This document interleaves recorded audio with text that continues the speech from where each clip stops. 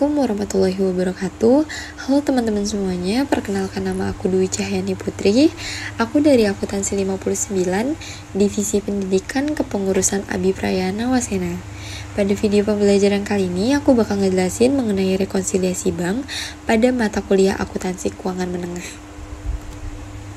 Untuk pembahasannya yaitu pertama pengertian rekonsiliasi bank, yang kedua fungsi dan tujuan rekonsiliasi bank, yang ketiga ada komponen rekonsiliasi bank, yang keempat bentuk-bentuk rekonsiliasi bank, yang kelima penyebab terjadinya rekonsiliasi bank, yang keenam faktor umum yang menyebabkan perbedaan pencatatan, dan yang terakhir ada contoh dari rekonsiliasi bank. Untuk pembahasan pertama yaitu ada pengertian rekonsiliasi bank.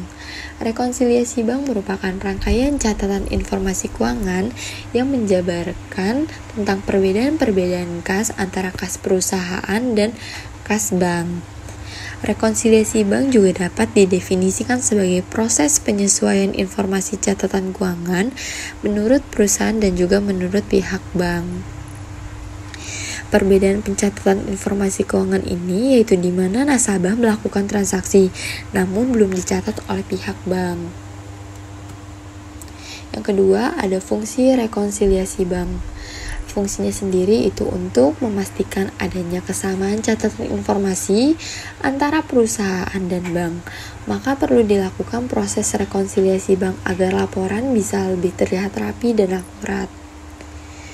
Untuk tujuannya sendiri yaitu untuk memeriksa ketelitian dalam setiap pencatatan yang terdapat di dalam rekening kas perusahaan dan catatan pihak bank. Selanjutnya ada komponen rekonsiliasi bank.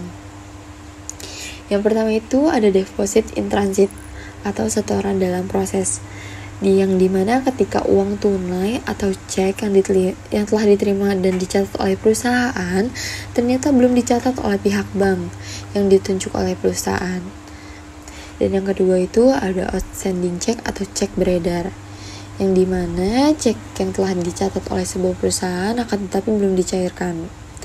Dan yang ketiga ada non-sufficient fund check atau cek kosong, yaitu cek yang tidak diterima oleh bank dikarenakan dana yang terdapat di dalam rekening perusahaan tersebut tidak mencukupi. Yang selanjutnya ada bentuk-bentuk rekonsiliasi bank. Yang pertama ada bentuk rekonsiliasi bank vertikal atau report form. Bentuk ini juga dikenal dengan sebutan bentuk staple, yang dimana semua informasi di dalamnya disusun secara bertingkat seperti gambar di samping. Untuk yang selanjutnya ada bentuk rekonsiliasi bank control atau account form, yaitu dimana bentuk rekonsiliasi bank control ini disusun secara horizontal, yaitu dengan secara sebelahan. Yang selanjutnya ada bentuk rekonsiliasi bank 4 kolom. Bentuk rekonsiliasi bank 4 kolom ini terdiri dari 5 kolom. Namun, dari 5 kolom ini hanya terdapat 4 kolom nominal mutasi. Oleh sebab itu, disebut dengan bentuk rekonsiliasi bank 4 kolom. Dan yang selanjutnya ada bentuk rekonsiliasi bank 8 kolom. Bentuk rekonsiliasi bank 8 kolom ini mempunyai jumlah keseluruhan total kolomnya itu ada 9. Akan tetapi hanya terdapat 8 kolom nominal mutasi di dalamnya. Selanjutnya ada penyebab terjadinya rekonsiliasi bank. Yang pertama itu ada piutang wesel. Piutang wesel ini bisa diartikan sebagai hutang klien yang menggunakan surat perjanjian yang mengikat serta menjamin berupa aset jika sewaktu-waktu terjadi masalah. Piutang wesel juga biasanya itu menambah saldo pada perusahaan. Selanjutnya ada deposit in transit. Deposit in transit juga sering disebut sebagai setoran dalam perjalanan. Pada deposit in transit ini terjadi saat terdapatnya setoran dana di akhir bulan yang telah dicatat oleh perusahaan pada bulan tersebut. Namun pada pihak bank baru bisa mencatat dana tersebut pada bulan selanjutnya. Itu yang disebut dengan deposit in transit. Selanjutnya ada beban dan pendapatan bank. Rekonsiliasi bank juga bisa disebabkan oleh beban bank seperti beban administrasi, beban pelayanan, ataupun biaya penulisan cek, serta biaya bank lainnya. Pendapatan bunga bank yang belum dicatat sepenuhnya oleh perusahaan juga bisa masuk ke dalam beban bank. Untuk yang selanjutnya, yang keempat itu ada outstanding check. Outstanding check merupakan cek yang masih beredar dan dapat menyebabkan terjadinya suatu rekonsiliasi bank. Singkatnya, outstanding check ini telah tercatat oleh perusahaan akan tetapi belum sepenuhnya tercatat dari pihak bank. Selanjutnya yang kelima ada kesalahan pencatatan. Untuk faktor yang menyebabkan rekonsiliasi bank selanjutnya itu terjadinya kesalahan pencatatan ini bisa disebabkan oleh dari pihak bank maupun dari pihak perusahaan itu sendiri. Yang keenam ada kredit bank.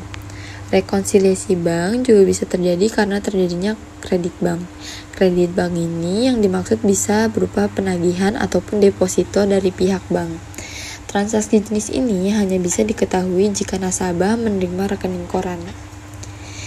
Yang terakhir ada not sufficient fund, yang merupakan cek kosong yang tidak memiliki dana. Hal ini terjadi ketika perusahaan menerima cek pembayaran dari pelanggan, namun setelah cek tersebut tidak bisa dicairkan dikarenakan dana yang kurang ataupun dana yang tidak cukup. Untuk yang selanjutnya ada faktor umum yang menyebabkan perbedaan pencatatan bank dan perusahaan. Yang pertama itu yang mempengaruhi penambahan saldo kas berdasarkan catatan perusahaan, yaitu dari penagihan piutang wesel, pendapatan bunga wesel, pendapatan jasa giro atau interest income, terjadinya kesalahan pencatatan penerimaan yang terlalu kecil atau sebaliknya, terdapatnya pencatatan pengeluaran yang terlalu besar. Untuk yang kedua, yang mempengaruhi mengurangi saldo kas berdasarkan catatan perusahaan, yaitu yang pertama di biaya administrasi, biaya inkasso, cek yang ditolak oleh bank atau cek kosong, yaitu dan juga adanya kesalahan pencatatan penerimaan yang terlalu besar atau terjadinya kesalahan pencatatan pengeluaran yang terlalu kecil. Dan yang ketiga, yang mempengaruhi menambah saldo kas berdasarkan rekening koran bank, itu seperti dana belum disetor, setoran masih dalam perjalanan, kesalahan pencatatan penerimaan yang terlalu kecil atau kesalahan pengeluaran yang terlalu besar. Yang terakhir, yang keempat, yang mempengaruhi mengurangi saldo kas berdasarkan rekening koran bank. Cek yang beredar, kesalahan pencatatan penerimaan yang terlalu besar atau terjadinya kesalahan pencatatan pengeluaran yang terlalu kecil. Nah, selanjutnya ini ada contoh rekonsiliasi bank, yang dimana diketahui saldo menurut banknya itu ada 207.000 dan saldo perusahaannya itu 185.500, dimana koreksi yang menambah pada saldo menurut bank itu ada koreksi kesalahan bank sebesar 15.000 dan cek yang masih beredar mengurangi saldo menurut bank yaitu sebesar 40.750, yang dimana mendapatkan saldo yang benar dari menurut bank itu 181.250. Untuk selanjutnya itu ada saldo menurut perusahaan sebesar 185.500, dimana kiriman uang ini mempengaruhi atau menambah saldo menurut perusahaan sebesar 3.950 dan dikurangi oleh beban administrasi bank sebesar 2.800 dan koreksi kesalahan cek yaitu 5.400, dimana total itu 8.200 dan saldo yang benar menurut perusahaan itu sebesar 181.250, dimana kedua saldo menurut bank atau perusahaan ini sama-sama balance yaitu sebesar 181.250. Mungkin itu saja yang bisa aku sampaikan mengenai rekonsiliasi bank. Mungkin dari aku cukup sekian. Terima kasih sudah menonton video ini. Semoga bermanfaat. Wassalamualaikum warahmatullahi wabarakatuh.